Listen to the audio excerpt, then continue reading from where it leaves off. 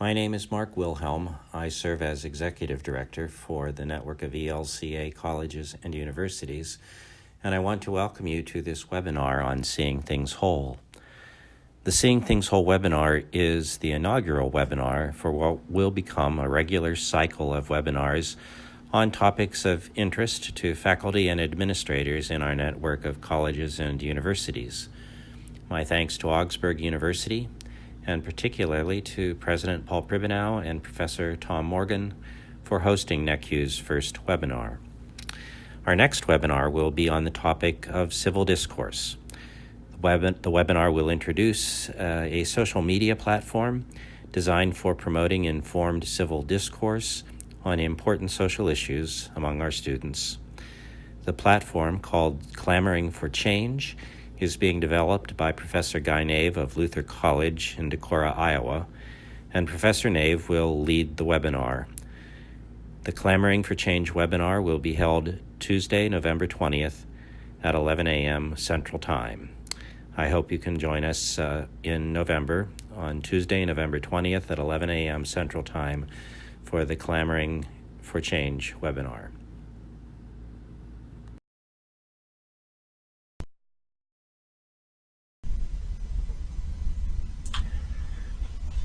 Hello, I'm very pleased to be with you today as we share with you some thoughts about the Seeing Things Whole framework and how it's been valuable for us here at Augsburg in our planning work, especially in our long-range planning. I first learned about this Seeing Things Whole framework about 10 years ago when Augsburg was invited into a national conference, and I became aware of how both as a kind of with its theological underpinnings was very appropriate, I think, for our faith-based institutions, but also with a model that could be used really with any mission-based organization. It's important to think a little bit about the history of Seeing Things Whole. It really goes back to Robert Greenleaf, whose picture you see here on the slide. Of course, the father of the servant leadership movement, much more focused on individual leadership. But his work was then picked up by Dick Broholm and later by David Spate, who became two of the pioneers in taking Mr. Greenleaf's model and adapting it to organizational life. So it's a framework with deep theological underpinnings. It was based at Andover Newton Seminary for many years, but it really reflects the complexity and commitment of the multiple bottom lines that we have in organizations like ours that are really driven by our mission.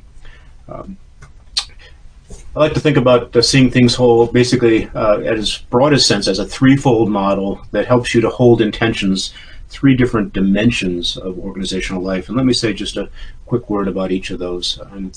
First of all, you have our identity as an organization. How do we live out what we do every day, really with a focus on those core values that we have as an institution? Second, how do we in fact then link that those core values with what we do, with the products we provide for places like those of us represented on this call today? That is primarily the way that we educate students. So how do our values align with the products, with the services that we offer to meet the needs of the world? And finally, how do we, in fact, provide the underpinning, if you will, the infrastructure, the support, the human, material, and financial resources that allow us to actually live out our values through the products that we offer? So it's in this threefold model and the different dimensions and how they are in what I would like to call creative tension, that we actually both can diagnose what's going on in an organization. It becomes a very helpful framework thinking about diagnosis, but also perhaps more importantly, think constructively about where we're going as an institution. I like to think about this in a couple different ways. I can give you a very simple example about how we would use it. Let's say that someone on your faculty came to you and said, we think we should start a real estate program. This is maybe a training of real estate agents or something like that. And on one hand, you could say that, in fact, you could provide a very high-quality product. You have people in your business department, perhaps, who have backgrounds there. Maybe you have access to adjunct faculty members who could come in and provide really a high-quality educational experience, if you will, for students pursuing a real estate certificate or degree. You also could say that, in fact, there might be a high demand for this product out in the market. Maybe you live in a setting where there's a kind of big housing market, and you need to be able to have people trained to do the sales work and the other work that's required as part of a real estate work.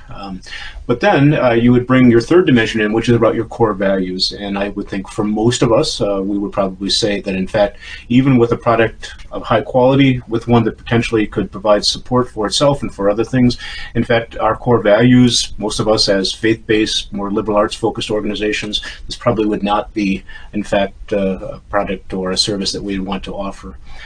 I think that that's a very simplistic kind of way of thinking about this. I would turn our attention to the slide in front of you and maybe give you a more concrete example about our work at Augsburg, specifically with our Step Up program. And this is a program that serves students recovering from addiction. Students live together in a particular setting, a community that's in one of our dormitory residence halls. They have some counseling that's provided to them, but otherwise they are mainstreamed into the life of the institution. It's a very important commitment that we've had for more than 20 years now as an institution. But on the one hand, you could say that this could be challenged, because you could say, why is Augsburg in this work? How does it fit with this, in fact, these three dimensions of our life? And what we've been able to see now, when we've been challenged on this in the past, we've been able to come back to this framework and say, look, in fact, it's in Augsburg's core values to meet students where they are. So we do it with immigrant students, we do it with first-generation students. We've done it throughout our almost 150-year history. So why would this be different in that regard?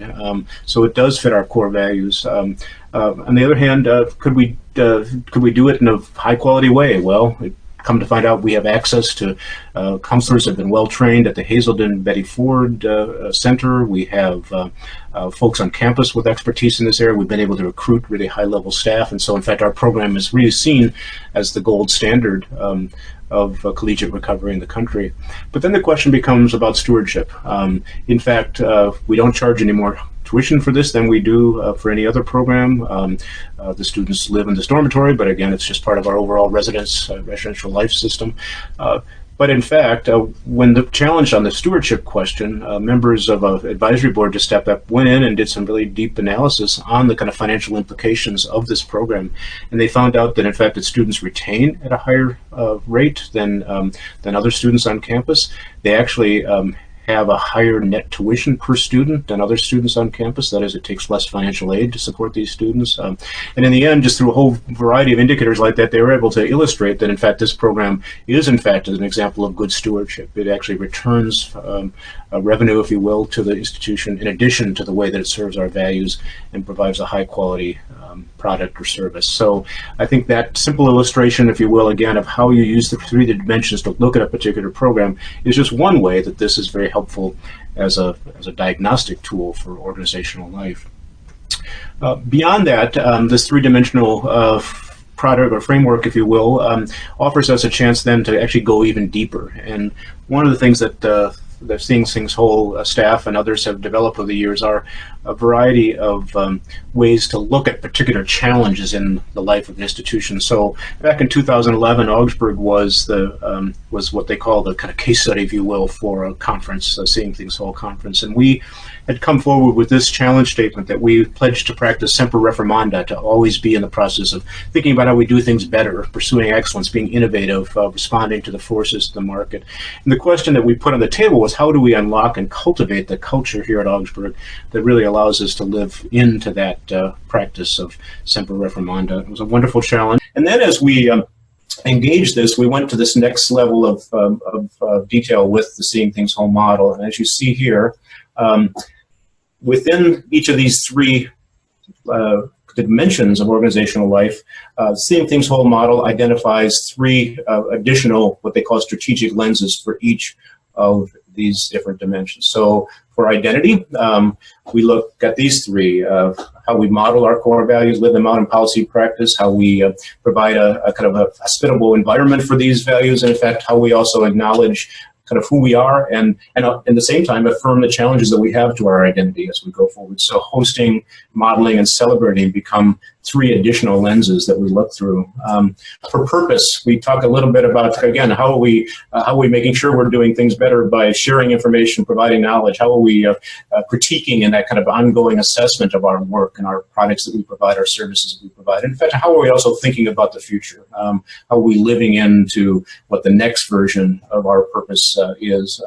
And finally, from a stewardship standpoint, how do we build those structures and systems that, in fact, allow us to continue to move forward? How do we utilize the various resources and manage those most effectively? And then finally, how are we governed in a way that ensures that all of this, in fact, fits together and has alignment and integrity, if you will? So it's very interesting to me because with these lenses, what we do with these focus challenges is we actually divide the audience into groups, and each of them takes a different lens. And they look at your challenge through that lens. And so I want to show you just quickly, specifically around identity, how Augsburg learned from that 2011 challenge. We learned that, in fact, one of the things that we were not doing as effectively as we wanted to was to think about how to cultivate community among faculty, staff, and administration in a way that perhaps you would think, well, that's a form of governance. But what we actually started to realize is that it fit into the identity dimension, and it was really around celebrating. How do we acknowledge the truth of the situation so as to affirm the challenge? So Augsburg is a place that was shaped by a particular strand of the Lutheran Church, what's called the Lutheran Free Church. Some of you may know that history. It goes back to the 1890s and was in place here until the mid-1960s.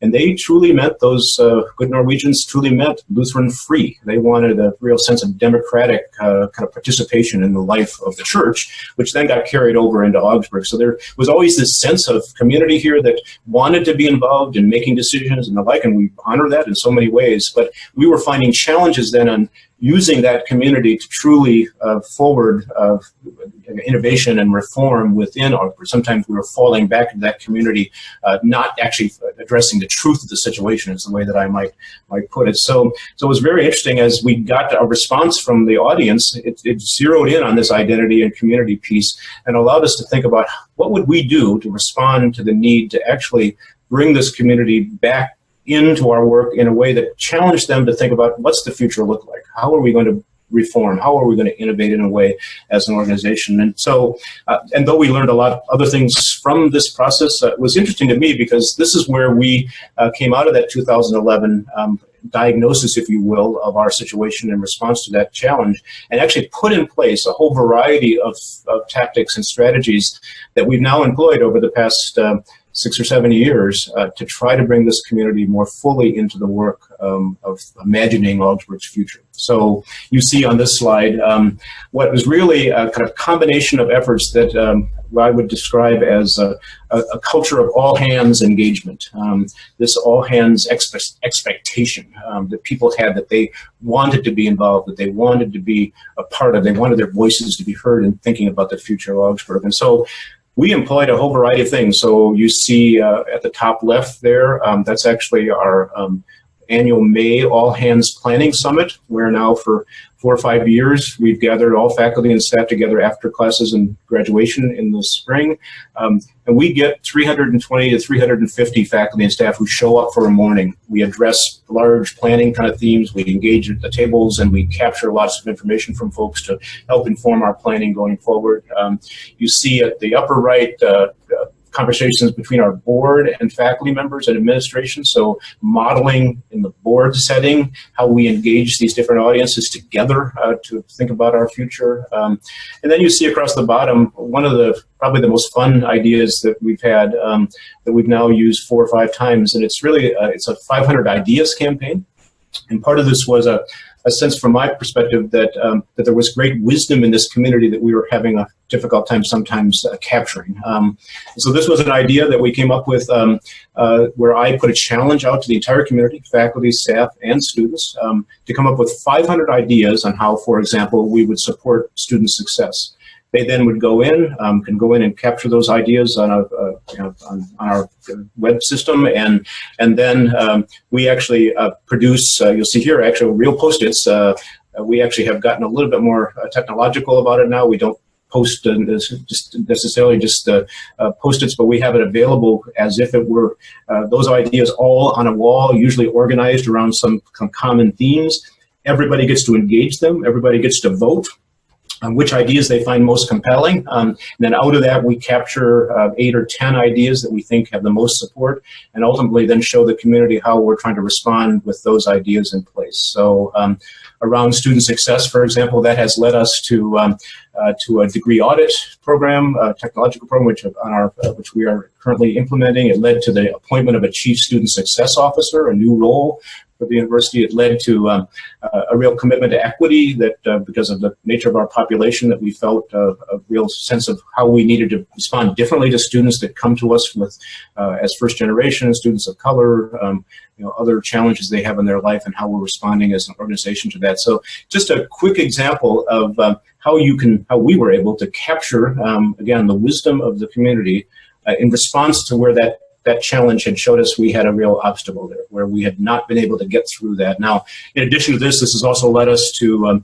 a whole variety of other on-campus activities, what we call focus conversations. We do a series of those throughout the year that include opportunities for the community to come together and address kind of current strategic initiatives that are underway or other kinds of themes. So, for example, we've just had one introducing the work of our sesquicentennial celebration next year. So engaging folks in ways that they could help to enhance that. We'll be having one here in the next couple of weeks on the results of the Great Colleges and Workforce Survey, which we take every other year, and so a chance for folks to come in and hear those results and again, engage in conversation about what we might do in response to them, and so on. So just thinking about all of these different tactics, in some ways that were a response specifically to that, the way that the Seeing Things Whole framework helps us to identify that as a challenge and a way of responding. So there's a quick overview of the use of the 9 strategic lenses.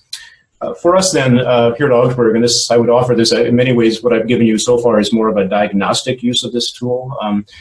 As we pivoted out of the 2011 timeframe and into the preparation of our next strategic plan, this model actually then became the way that we put together that strategic plan. So you see here Augsburg 2019, a plan that we are now in the final year of implementing. And what you see here is our mission statement there in the upper left, and then you see three dimensions of this plan. So you're not going to be surprised that those 3 dimensions really link up then with the 3 dimensions identified in the Seeing Things Whole framework. So let me just say a quick word. So the first dimension is about our educating for lives of purpose, about our curriculum, about our faculty, about student success. This is really purpose. This is what we do well. This is the kind of academic mission that is at the heart of Augsburg going forward. And there's, of course, a whole variety of specific initiatives under each of these goals. I'm not here to tout Augsburg's strategic plan, but just to show you how it gave us a framework for, in fact, engaging in conversation and putting forward a plan. The second dimension, then, our reputation and identity. Again, there we're even using the language. This is about Augsburg's diverse community. It's about our partnerships with lots of other organizations that share our commitments. And then it's about our core commitments to faith and spiritual inquiry, to vocational discernment, to civic and community engagement, to global understanding. So this is our identity. This is the core values that really shape this community. And then finally, stewardship, what it means in our case to be built for the future. So our campus itself, the facilities, the campus master plan, our people and processes, our community, and then finally, our model for our financial model going forward, which all those pieces which are really around stewardship. And what we have found now as we live into the last year of this plan, I think, in fact, is some healthy tension between these 3 dimensions. So we, for example, have just opened a new science building, a beautiful building that is now up and running, the Hegfer Center for Science, Business, and Religion. Well, that is a great response to Build for the Future. So we helped to enhance our campus. We provided better facilities for our students. But the truth is, it was a major drain on some of our financial resources. We had to take some debt in addition to some great philanthropy that helped to support that. And that meant that maybe we didn't have the resources always available to respond to everything we wanted to do for student success or that we wanted to do in terms of community partnerships. So just a helpful way. And again, that every year as we reviewed the plan and came back, we identified those tensions. Where are we not making progress because perhaps this is not aligned in the way that it needs to be? And so trying to use those tensions for creative purposes, I think, is the key, and that's really what is at the heart of the Seeing Things Whole framework.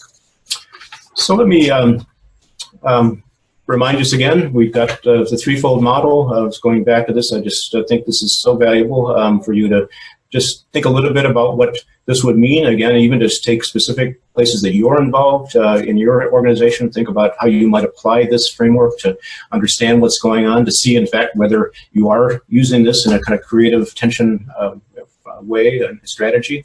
But then to think about this also as part of the community of practice that we build. So I want to close by just pointing to some ways, in fact, that we're starting to see Seeing Things Whole as something more actually than a framework that we use institutionally, that we actually believe this is a gift that we can give to our students. So at this point, the Seeing Things Whole framework has been implemented in the curriculum for all of our MBA students. It's been part of our leadership, Masters in Leadership program.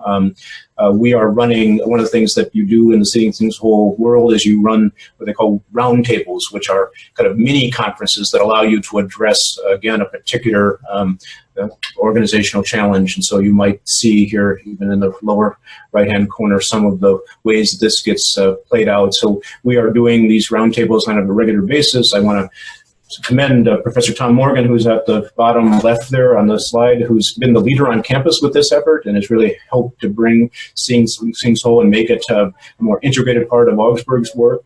We continue to have that remarkable network of folks who care about this model across the country, who continue to support us and offer new resources and are actually living this out in their own way, even though the program is now based here at Augsburg. So as a leadership practice, as a tool that you can use with your leadership groups or within your own departments or programs, I think would not want to diminish the impact or the potential for that and the promise of that in your own day-to-day practice as a leader.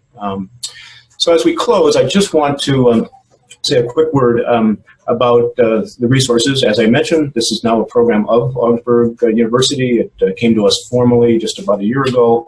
There is a website that is here, and what we will do here is you'll see on that website, on our Augsburg website, with the Seeing Things Whole page that has access to some of the resources that are available. Has more definition and of a lot of these specific lenses and things. So if you wanted to get more in depth into some of the background, some of the other ways that this has been used in other organizations, a lot of that is available on that website. I'd also say, and we will probably send this out, by way for those who have participated, to make sure that we also wanted you to know that Dr. Morgan, Dr. Jack Fortin, who's also a part of our staff here, both very involved with Seeing Things Whole for many years, are very interested in conversations with you if this is something that you want to pursue more fully and we could be of value. I would go back to why this is actually part of the ELCA network of colleges and universities. We believe that this is a gift that we've been given that is making a difference for our life. But our hope in this network is that that, as with many of our sister schools, they have programs and things that they want to share and that they're going to make them available to any member of the network that thinks it would be valuable. So I will close there with this formal presentation and see if there are any questions that have come in. Would want to say if there are questions that you have at this moment, certainly enter them into the chat room. Otherwise, we'll just wait a second to see if anything pops up, and if we don't get any specific questions, we will say enjoy the day.